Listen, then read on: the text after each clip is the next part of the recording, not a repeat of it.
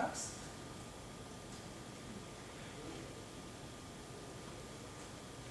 So the aim of neurofeedback training is it's a calculation of the alpha bandwidth over beta, which is the beta is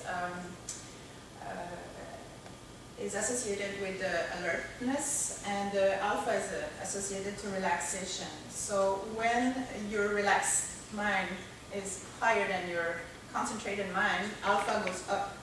And so this is calculating, so she's putting the sensor, she's scanning for sensor, and now she's gonna look if she has a good signal. You see on the bottom here you have the FFT of the signal with different colors, which are different bandwidths. On the bottom right is the raw data, and on the top you see alpha over beta. And the aim of the training here is to increase this alpha over beta ratio. Now she has her eyes open, but the alpha is going to go up as soon as she closes her eyes, and the more she relaxes, the more it should go up. And the feedback, well, we don't have sound. Don't know if you hear.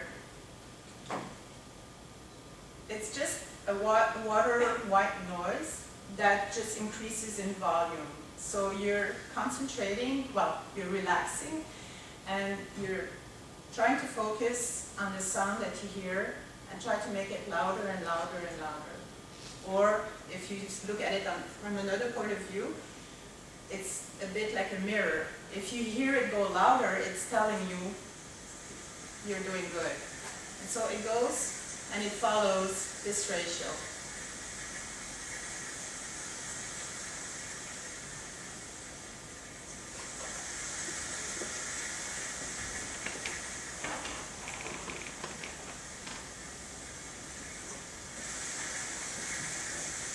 So the more you train, the more you're able to pretty quickly enter a relaxed mode, and this increases and improves, and this has benefits also on how to cope with stress if you train your alpha brain. So did you get the picture? There is also, if I have time, I'll show you, we developed biofeedback with the heart sensor, and so it's also to enhance the relaxed state, or to relax. And this is really with breathing. Like, she was also closing her eyes and really concentrated on her breathing and trying to make the sound louder. With the heart rate, it's the same, but you have eyes open, and so you have a visual feedback. 2 minutes, okay. Due to frequent updates of the firmware, it was necessary to have a firmware update over RF. It's infrequent, but it's very useful. So you mainly do as like we just saw, so you scan the sensor and you select and request a firmware update. The home PC checks battery levels and then performs update and resets the sensor.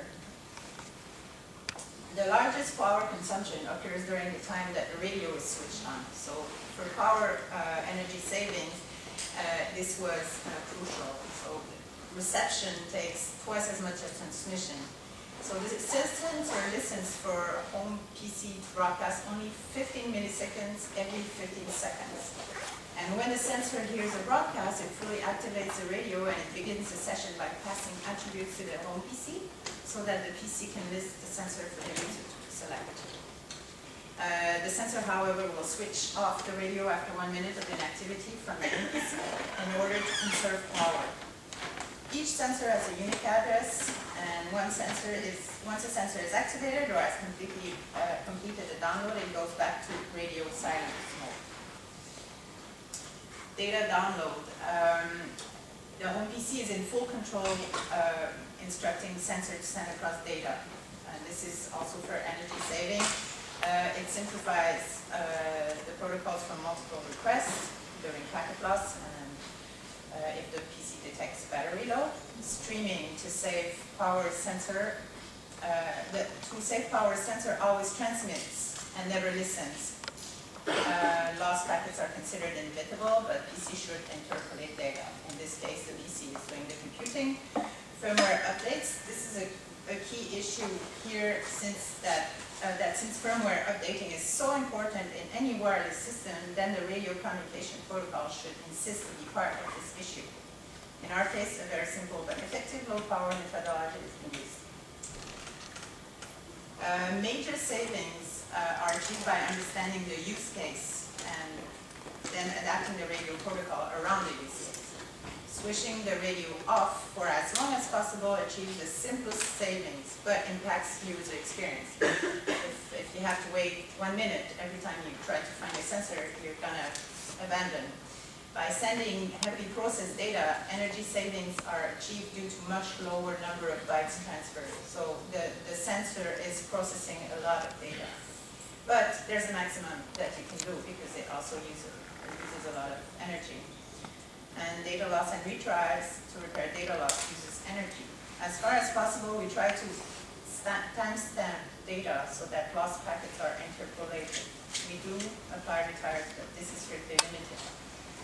And frequency hopping and switching the receiver on and off, resetting the radio each time to save power, or frequency hop may achieve energy savings and improve tolerance to packet loss. However, switching takes time and energy in itself, and so we chose against this frequent resetting of the radio parameters. Users, that's DennisMajoe's humor. Users are bad boys and girls. They damage the sensors with force of a gorilla. They don't obey instructions. They switch the sensors off instead of on. They switch the sensors on instead of off. They walk away during a session and break the radio link, etc., etc. The key point is that no matter what the use case analysis, the users will always downgrade their energy budget from a calculated one, which means you can aim to something, but you have to take in consideration that the usage is going to be something else. Repeated battery recharge weakens the battery performance, so naturally the energy efficiency drops with usage. But we saw the result of several hundreds of megabytes of data gathered from 130 plus users over several months, and most 90% users happy with the sensors for wearability and ease of use. Sensors in the main achieved the energy savings and reliability, though there were many breakage and battery weakening issues. No data privacy issues, even when used in dormitory environments, but there was heavy data corruption occurred in areas where there was multiple Wi-Fi. Do I have a few minutes? 1 minute? And so, at the time of the beginning of Optimi, there was the low energy Bluetooth 4 was not available. Now we find that many of the methods used in Optimi are available as part of the low energy framework. The emphasis is set on use case analysis to encourage developers to optimize according to specific case. And using the gap sensors may be characterized as services defined for generic applicability. However, there's no approach of streaming, and there's no consideration of firmware update wirelessly. So the areas requiring most attention following our work in Optimi are the following. Battery weakening occurs after repeated charge. We believe this is because of the way simple battery charging chips that we use did not optimize the battery charge and recharge according to specific use pattern. We hope to integrate battery charging into the energy-aware paradigm, and RF communication was often broken due to heavy Wi-Fi interference. This resulted in poor performance and retries that used a lot of battery energy. As the density of Wi-Fi hotspots increased, perhaps frequency hopping is not the only solution.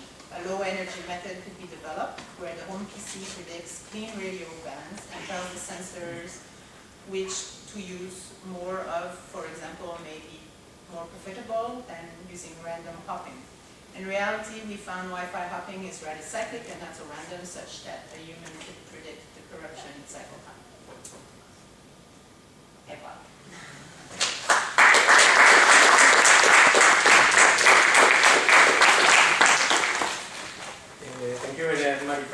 for this nice talk. I'm really sorry because we are out of time. So maybe questions will be during the lunch. Okay, thank you very much. And we can continue with the next session, that is